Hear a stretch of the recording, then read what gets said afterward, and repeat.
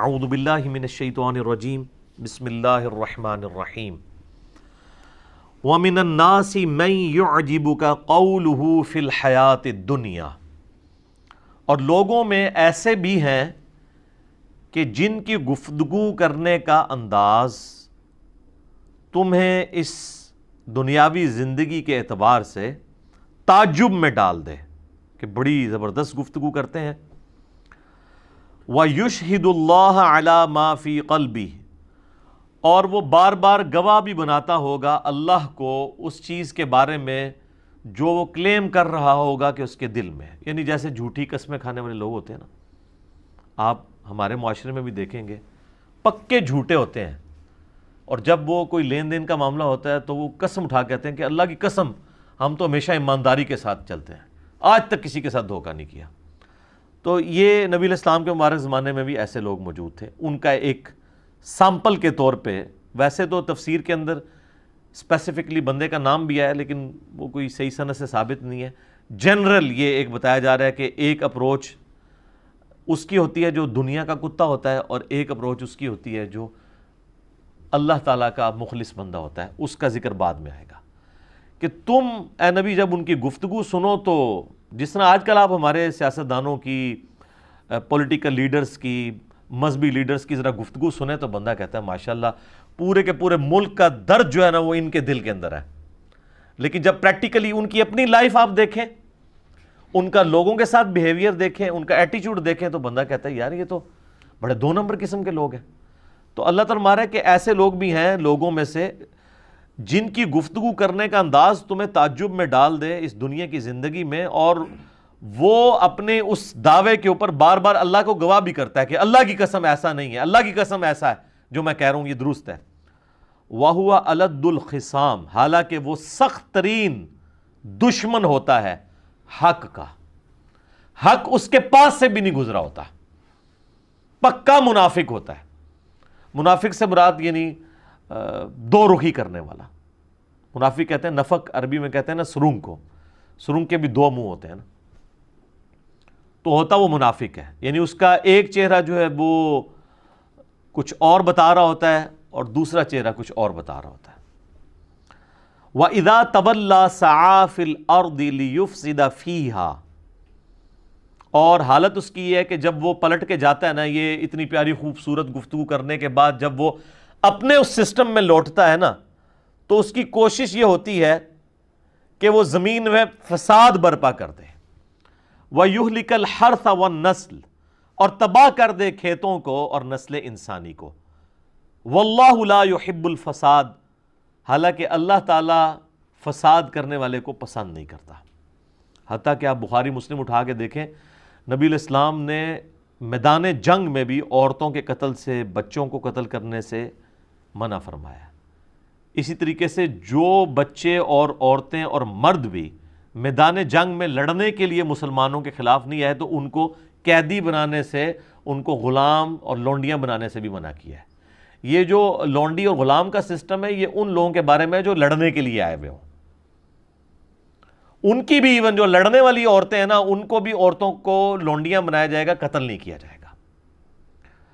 اچھا، ایک ترجمہ اس آیت کا وَإِذَا تَوَلَّى کا مطلب ہے کہ جب انہیں حکومت ملے۔ ایک تولا ہوتا ہے منہ پھیر کے جانا، ایک یہ ہے کہ وہ متولی بنایا جائے کسی جگہ کا، ایسا شخص جس طرح ہمارے کئی حکمران ہیں وہ، یعنی اب تو میرے خیال ہے اس وقت جو ہم جس سسٹم سے گزر رہے ہیں اس میں تو آپ دیکھ سکتے ہیں کہ اس وقت ہمارے جو موجودہ پرائم منسٹر صاحب ہیں، اگر آپ ان کی پرانی ویڈیوز لگا کے دیکھیں تو لگتا تھا کہ یہ یعنی اس نیشن کے نجات دہندہ اور منجی اور ہادی اور جو بھی آپ القابات کہہ سکتے ہیں نا، تو وہ یہ بن کے آئے ہیں۔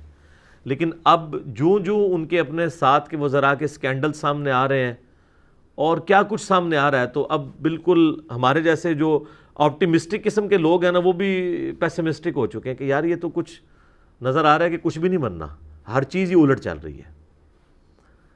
تو اسلام جو ہے وہ حکومت کو اللہ کے تابع اور اس کے فرامین کے تابع رکھنا چاہتا ہے۔ اسلام میں مقصد حکومت حاصل کرنا نہیں ہوتا، اور اسلامی حکومتیں جو ہیں وہ غیر اسلامی حکومتوں سے ممتاز ہی اسی بنیاد کے اوپر ہے کہ وہ اللہ کے احکامات کی پیروی کرتے ہیں۔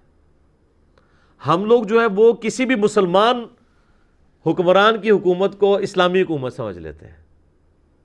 اس اعتبار سے تو ماشاءاللہ ہماری اتنی حکومتیں رہی ہیں، پوری دنیا زیر زبر کی ہے ہم نے، لیکن اس طرح کے حکمرانوں کو ہم اس اعتبار سے نہیں دیکھ سکتے کہ یہ کوئی اسلامی حکومتیں ہیں۔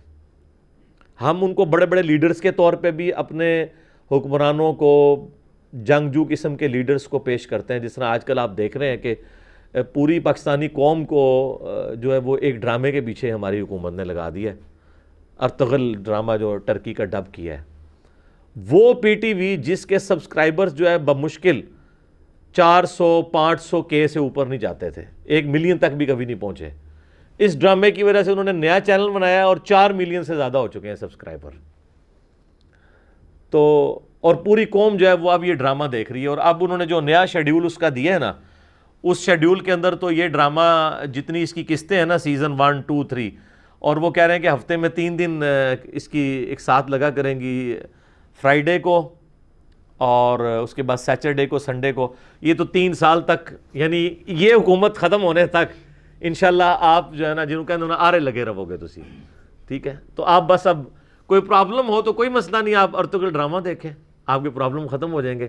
یعنی دنیا کا سب سے بڑا مسئلہ یہ بنا دیا ہوا ہے۔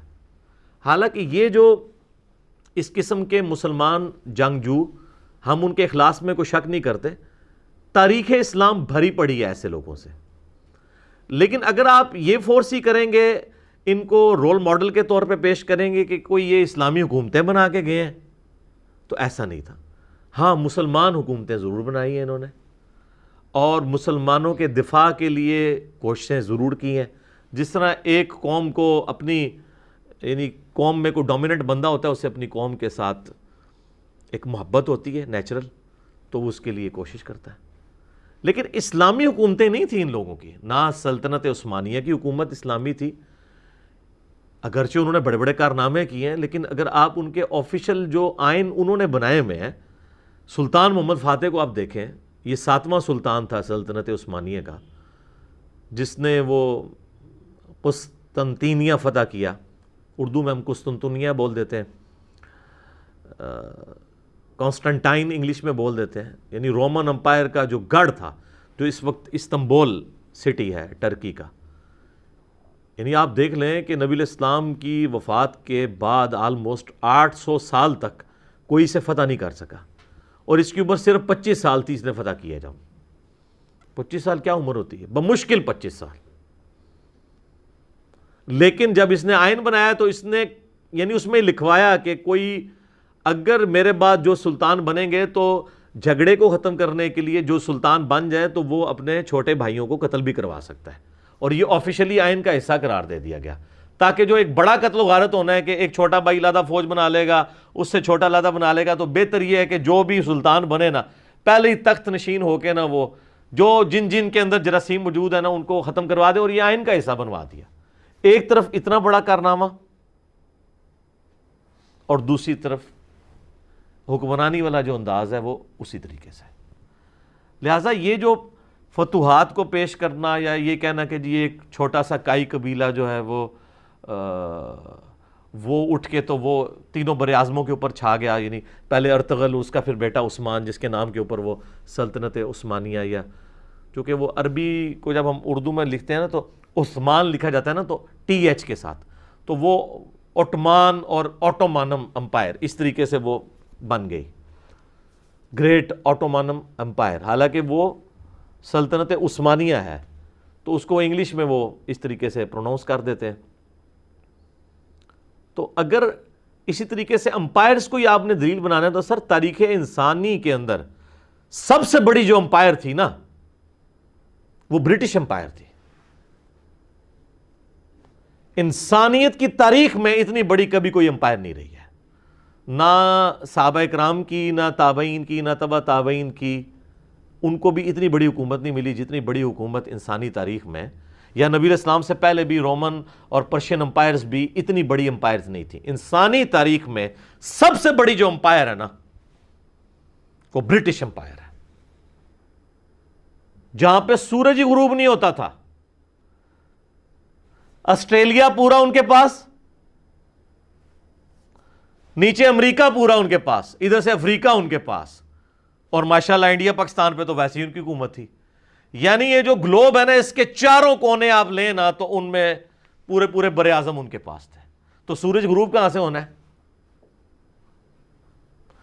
پاکستان، انڈیا، بنگلہ دیش کے ایگزیکٹ نیچے امریکہ ہے، اور آپ ادھر آ جائیں 90 ڈگری کے اوپر تو آسٹریلیا ہے، ادھر چلے جائیں تو افریقہ ہے.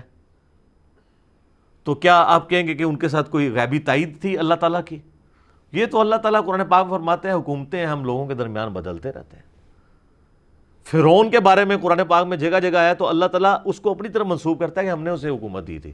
اس کا یہ مطلب نہیں کہ اللہ کی تائید تھی اس کی حکومت کو، مراد یہ ہے کہ وَتُعِزُّ مَن تَشَاءُ وَتُذِلُّ مَن تَشَاءُ، آزمائش کے لیے، کسی کو دے کے آزماتا ہے، کسی سے لے کے آزماتا ہے. اور سر برٹش امپائر تو پھر بھی سکیٹرڈ فارم کے اندر تھی نا، بیچ میں دوسری حکومتیں بھی تھی. رقبے کے اعتبار سے اس سے چھوٹی امپائر، لیکن انسانی تاریخ میں سب سے بڑی کانٹیگوس امپائر، متصل، کہ ایک طرف سے شروع ہوتی ہے اور دوسری طرف پہنچ جائے اور کوئی ملک نہ چھوڑا ہو، وہ تاتاریوں کی، منگولوں کی حکومت ہے. چائنا سے شروع ہوئے ہیں جناب وہ، اور جا کے مصر تک پہنچ گئے ہیں. ایسے انہوں نے 100 سال کے اندر پوری دنیا کو اس طرح چاٹ لیا ہے کہ میں یقین سے کہتا ہوں کہ اس زمانے کے لوگ سمجھتے ہوں گے کہ یہ یاجوج ماجوج ہے. کوئی شے نہیں چھوڑی. اور ان کے دور کے اندر مسلمانوں کے پاس ایک ملک کیا، ایک چپے کی حکومت بھی باقی نہیں رہی تھی، سوائے وہ مصر اور شام والا معاملہ. وہاں پہ بھی ہلاکو خان پہنچ گیا تھا، بس این اس ٹائم کے اوپر جو ہے نا ان کا پیچھے سے خان مر گیا تو وہ 3.5 لاکھ کی فوج لے کے واپس آ گیا اور 40,000 کا لشکر وہاں اس نے چھوڑ دیا. اور وہاں پہ جو مسلمانوں کا حکمران تھا سلطان رکن الدین بیبرس، اس نے ایک فیصلہ کن مارکا جو ہے نا وہ جیت لیا، اور وہ پہلی شکست تھی منگولوں کی. ورنہ یہ آلموسٹ 150 سال تک ان بیٹن رہے ہیں یہ لوگ. اور اتنے جنگجو، اتنے ان کے منہ ہوتے تھے، 4 گھوڑوں کے اوپر چڑھ جاتے تھے. ایک گھوڑا تھک گیا تو گھوڑے کو ادھر ہی پھینکا، دوسرے پہ چڑھ گئے. 200 میل کا سفر وہ کرتے تھے اور تھکتے نہیں تھے. ان کی عورتیں بھی جنگجو تھی. اور حالت یہ تھی کہ کسی اگر ملک میں داخل ہوتے تھے نا تو ملک پہ قبضہ صرف نہیں کرتے تھے، وہاں کوئی بھی زندہ نہیں رہنے دیتے تھے بندہ. ایک دن میں انہوں نے لاکھوں لوگ قتل کیے ہیں. یہ سقوط بغداد جب ہوئی ہے 1258 عیسوی کے اندر، سر لاکھوں بندہ، عورتیں، بچے، مرد ایک دن کے اندر انہوں نے قتل کیے ہیں. بغداد کی لائبریری تو الٹ دی، جو آج تک ہم پھر واپس نہیں مین سٹریم میں آ سکے سائنٹیفک فیلڈ کے اندر. وہ تو کیا ہی کیا ہے، جو لوگوں کو قتل انہوں نے کیا ہے ایک دن کے اندر. اور مسلمانوں کے حکمران جن کو آپ اس وقت کہتے ہیں جی سلطنت عباسیہ کے خلیفۃ المسلمین، وہ عورتوں کے درمیان بیٹھے ہوئے رقص دیکھ رہے تھے اور شراب کی حالت میں بیٹھے ہوئے تھے. اور وہ تاتاری جو ہے ان کے بارڈر پہ آ پہنچے تو یہ اپنا اتنا زیادہ سونا اکٹھا کر کے لے گیا کہ میں ان کو مال دے کے جان چھڑا دوں گا. ان کا ہم نے مال کیا کرنا ہے، ہم تم لوگوں کو نہیں رہنے دیں گے، تمہارا مال تو ویسے ہی ہمارا ہے. اور واقعی یہ عذاب الہی مسلمانوں کے اوپر نازل ہوا منگولوں کی شکل میں. اور مسلمان کیا، کوئی بھی نہیں بچا ان سے، کوئی جگہ نہیں انہوں نے چھوڑی. لیکن پھر ظاہر ہے بریک آ کے لگ گئی ان کو مصر سے، پھر آہستہ آہستہ ان کے اندر آپس میں پھوٹ پڑی اور معاملات. لیکن اتنی بڑی متصل حکومت انسانی تاریخ نے نہ برٹش نے دیکھی ہے، نہ رومنز نے، نہ پرشینز نے، نہ مسلمانوں نے، جو منگولوں نے دیکھی ہے. کہ پوری سمجھ لیں جو مین آپ کا یہ ہے نا ایشیا، ساؤتھ ایشیا اور یہ مڈل ایسٹ سے لے کے افریقہ کے بھی کارنر تک، ادھر سے یورپ تک، مکمل طور پہ کوئی ایک چپا بھی نہیں جو انہوں نے چھوڑا ہو. لیکن حالت ان کی یہی تھی جو ہم سورۃ البقرہ میں آیت نمبر 205 میں پڑھ چکے ہیں کہ وَإِذَا تَوَلَّا سَعَىٰ فِي الْأَرْضِ لِيُفْسِدَ فِيهَا وَيُهْلِكَ الْحَرْثَ وَالنَّسْلَ وَاللَّهُ لَا يُحِبُّ الْفَسَادَ. ایٹیچیوڈ یہ تھا، قتل کر دیتے تھے. اس لیے آپ دیکھیں کہ اتنی بڑی حکومتیں، مسلمانوں سے بڑی حکومتیں ان لوگوں نے اویل کی، چنگیز خان نے اور اس کی اولاد نے.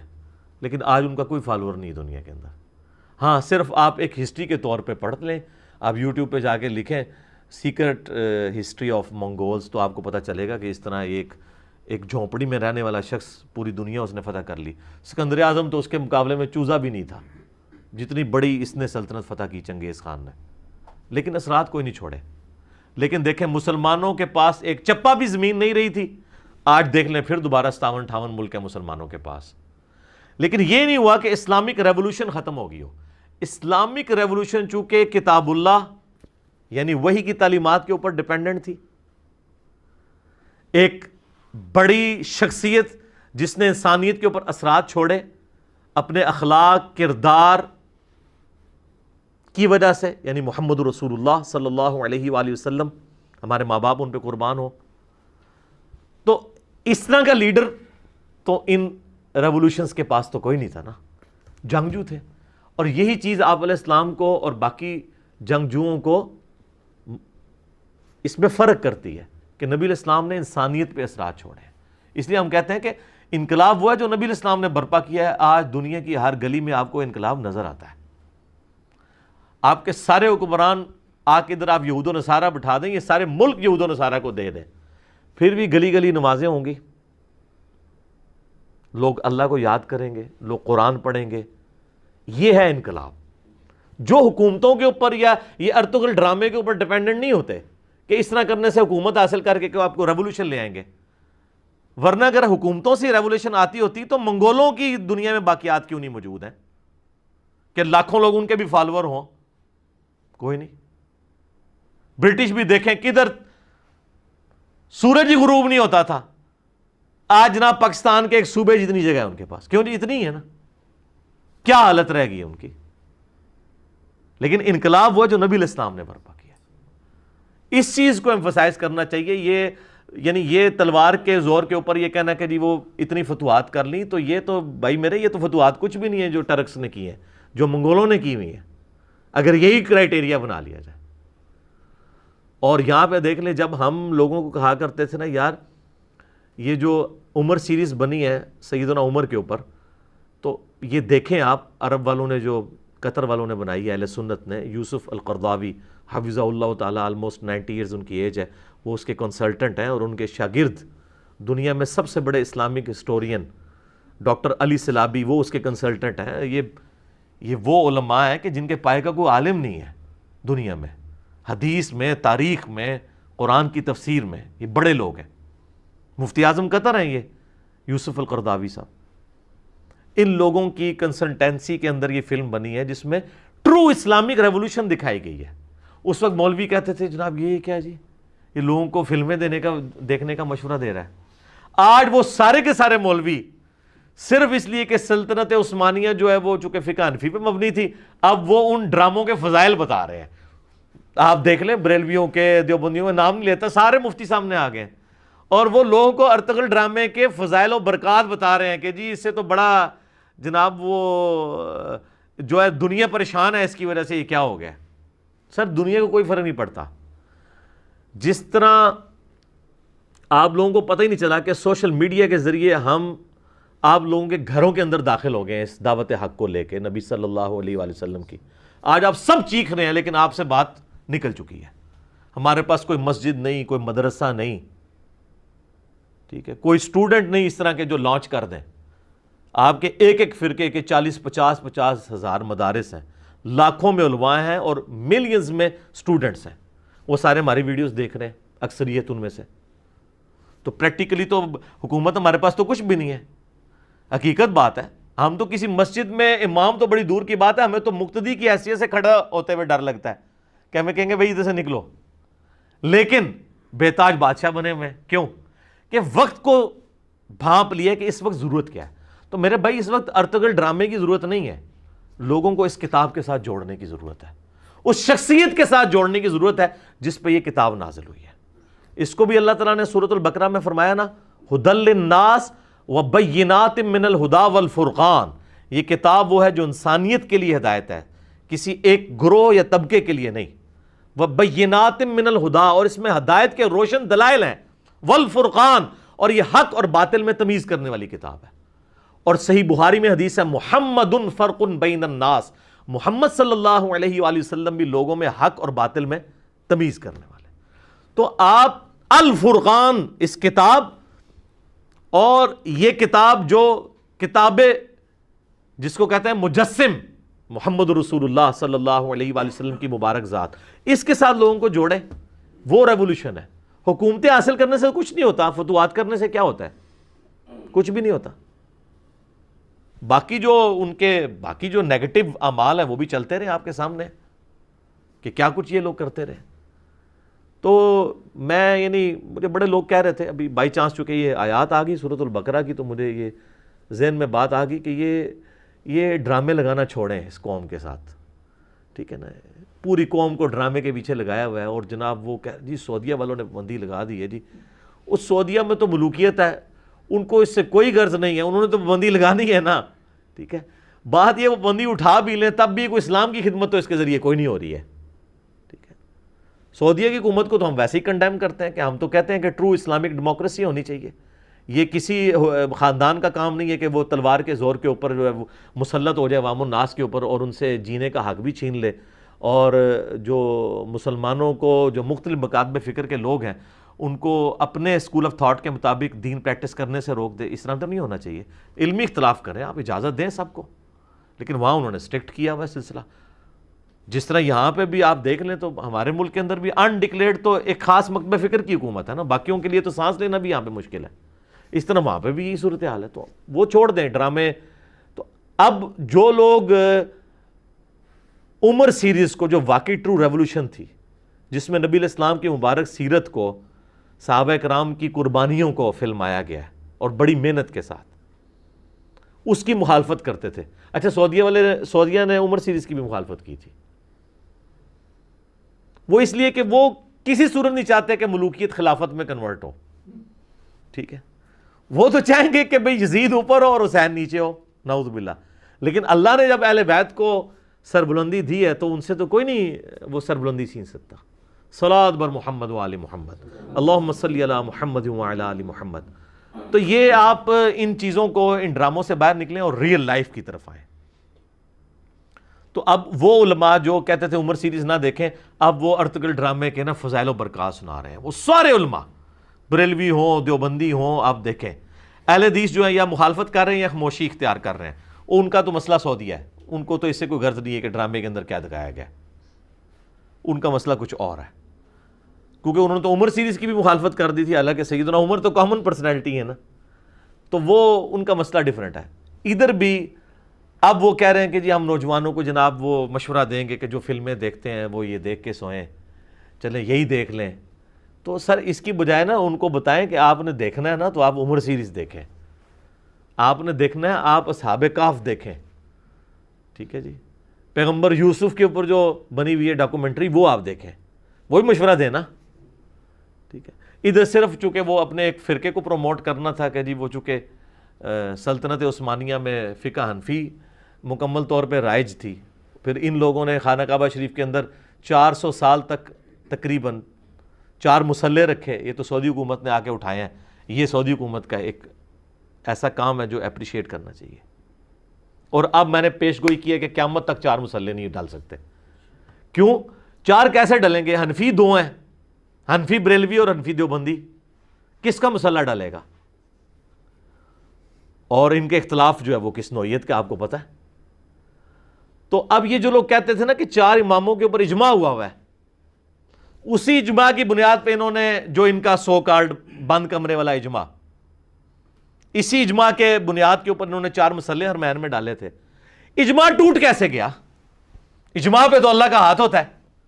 المستدرک الحاکم میں صحیح سند سے حدیث ہے 399 نمبر کہ نبی صلی اللہ علیہ وآلہ وسلم نے فرمایا اللہ تعالیٰ میری امت کو کبھی بھی گمراہی پر جمع نہیں ہونے دے گا، جماعت پہ اللہ کا ہاتھ ہے۔ اگر یہ جماعت پہ اللہ کا ہاتھ ہے اور آپ یہ کہتے ہیں یہ اجماع امت تھا 4 مصلوں والا، یہ ہاتھ اٹھ کیوں گیا اب؟ اور ایسا اٹھا ہے کہ اب دوبارہ ہوگا بھی نہیں۔ کنفرم کر، آپ دیکھ لیں، آپ ووٹنگ کروا لیں۔ دیوبندی بریلوی کیا یہ بھی ماننے کے لیے تیار نہیں ہوں گے کہ 1 سال مصلہ جو ہے وہ حنفی دیوبندیوں کو دے دیا جائے اور حنفی بریلویوں کو 1 سال دے دیا، اس پہ بھی تیار نہیں ہوں گے، کیونکہ ان کے بزرگوں نے جو اسلامی خدمات کر دی ہیں نا۔ اعلیٰ حضرت نے 1905 میں جو کتاب لکھی ہے حسام الحرمین، جس میں انہوں نے لکھا ہے کہ علماء دیوبند کے بارے میں کہ یہ لوگ بالاجماع اسلام سے خارج ہیں، مرتد ہیں، اور ان کے اسلام میں یعنی ان کے کفر میں شک کرنے والا بھی جو ہے نا وہ کافر ہے. تو واجب القتل لکھ دیا انہوں نے دیوبندیوں کو، کروڑوں کو. اور اس کے جواب میں جب 1906 کے اندر خلیل احمد سہارنپوری نے اس کتاب کا جواب دیا تو لکھا المحند علی المفند کتاب لکھی. اس کے اندر انہوں نے لکھا کہ احمد صاحب بریلوی اور ان کی جماعت پورا ایک شیطانی لشکر ہے جو ہم علماء دیوبند رضی اللہ عنہم پر حملہ آور ہو گیا. 14ویں صدی کے مولوی رضی اللہ عنہم. تو جب اس لیول کا اختلاف ہو تو ایک مسلح حنفی ڈال سکتا ہے؟ تو یوٹیوب پہ میرا ایک کلپ دیکھ لیں، خانہ کعبہ میں 4 مسلح. کیا امام کعبہ حنبلی ہیں؟ تو آپ کو پتہ چل جائے گا. اب یہ منہ چھپاتے پھرتے ہیں، کہتے ہیں نہیں وہ بس وہ حکمت کے تحت اٹھا دیے. حکمت کون سی؟ اجماع کہاں سے ٹوٹ گیا آپ کا؟ تو اس کا مطلب وہ اجماع نہیں تھا. اجماع نہیں ٹوٹا کرتا، اجماع اور نہ اجماع بدلا کرتا ہے. اجتہاد بدل سکتا ہے، اجماع نہیں بدلتا. اجماع چلتا ہے اسی طریقے سے، اجماع کو کوئی نہیں توڑ سکتا. تو بات کہاں سے کہاں نکل گئی، میں نے بائی چانس اس کے اوپر ڈسکشن کر دی ہے کیونکہ کئی لوگ ہم سے رابطہ بھی کر رہے تھے جی اس ڈرامے کے اوپر کیا ریکارڈ کروائیں جی، کچھ کراؤ جی ڈرامہ لایا تواڈے نال چھوڑ دیو. اللہ دے بندے اس ڈرامے نو چھوڑو، تسی کتاب و سنت کی تعلیمات کی طرف آئیں اور نبی صلی اللہ علیہ وآلہ وسلم کی مبارک ذات کے ساتھ لوگوں کو چھوڑیں. ٹھیک ہو گیا جی؟ آ جائیں جی اب اگلی آیات کی طرف. وَإِذَا قِيلَ لَهُ اتَّقِ اللَّهَ، اور جب اسی قسم کے فسادی لوگوں سے کہا جاتا ہے نا کہ اللہ سے ڈرو، أَخَذَتْهُ الْعِزَّةُ بِالْإِثْمِ فَحَسْبُهُ جہنم، تو ایسا شخص اس کا اکساتا ہے اسے غرور گناہ کرنے پر. وہ جو اندر کی ایک ایگو ہے نا، جب اسے کہا جاتا ہے اللہ سے ڈر تو وہ اور بدھکتا ہے اور گناہ کی طرف آمادہ ہوتا ہے. فحسبہ جہنم، تو ایسے کا ٹھکانہ پھر ہے جہنم. جہنم اس کے لیے پھر کافی ہوگا. وَلَبِئْسَ الْمِہَادُ، کیا ہی برا ٹھکانہ ہے. اللہم اجرنا من النار، اللہم اجرنا من النار، آمین. وَمِنَ النَّاسِ مَن يَشْرِي نَفْسَهُ ابْتِغَاءَ مَرْضَاتِ اللَّهِ. ہائے ہائے ہائے. اب یہ آ رہا ہے ایک ایمان والا جو اس کا کیا ایٹیچیوڈ ہوتا ہے. لوگوں میں ایسے بھی ہیں جنہوں نے اپنی جان بیچ دی ہے اللہ کی رضا حاصل کرنے کے لیے، اپنی جان بھی بیچ دی. سب سے بڑی چیز کیا ہے؟ جان. واللہ رؤوف بالعباد، اور اللہ تعالی اپنے بندوں پر مہربان ہے. ایسے بندوں کے اوپر مہربان ہے جنہوں نے اپنی جان بیچ دی ہے اللہ کو. سورہ توبہ میں بھی آیا نا کہ ہم نے مومنین کی جانیں اور مال جنت کے بدلے میں خرید لیے. اور پھر ساتھ آیا کہ اے اہل ایمان اس بیعت کے اوپر خوشیاں مناؤ. یہ ہے وہ بیعت، انہوں نے پکڑ کے دوسری والی بیعت بنا لی ہے. مسلمان کی بیعت تو اللہ کے ساتھ ہے، نبی علیہ السلام کے ساتھ جو بیعت ہے یا خلفائے راشدین کے ساتھ وہ بیعت خلافت ہے، یعنی وہ اللہ کے خلیفہ ہیں دنیا کے اوپر، اللہ کے ریپریزنٹیٹو. بیعت اللہ کی لے رہے ہیں وہ بھی کہ ہم اس کے نائب کی حیثیت سے. یہ جو حضرت عیسیٰ علیہ السلام نے کہا تھا من انصاری اللہ، کون ہے جو میری مدد کرے اللہ کے لیے، تو قال الحواریون نحن انصار اللہ.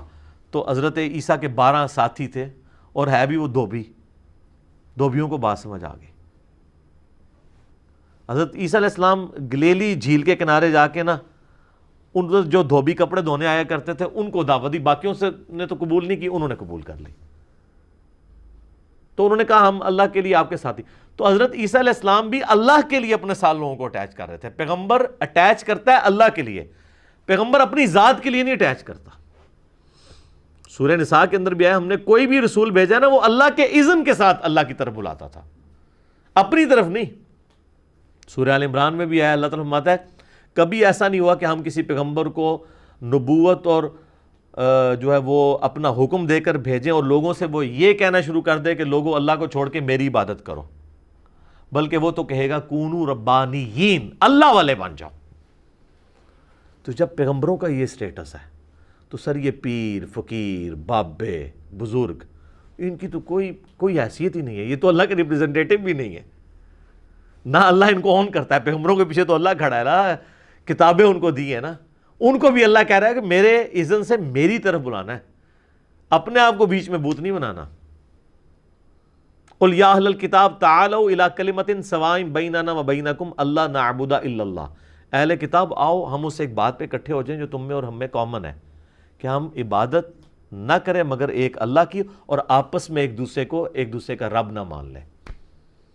اور اے نبی اگر یہ منہ پھیر دیں تو کہو کہ تم گواہ ہو جاؤ کہ میں نے تو سر تسلیم خم کر دیا اپنے رب کے سامنے۔ تو انبیاء اس لیول کی دعوت پیش کرتے ہیں، اور انبیاء کے پیٹرن پہ جو ان کے ماننے والے لوگ ہیں وہ بھی آپ ان کو دیکھیں گے، وہ کبھی بھی اپنی ذات کے ساتھ نہیں چھوڑیں گے۔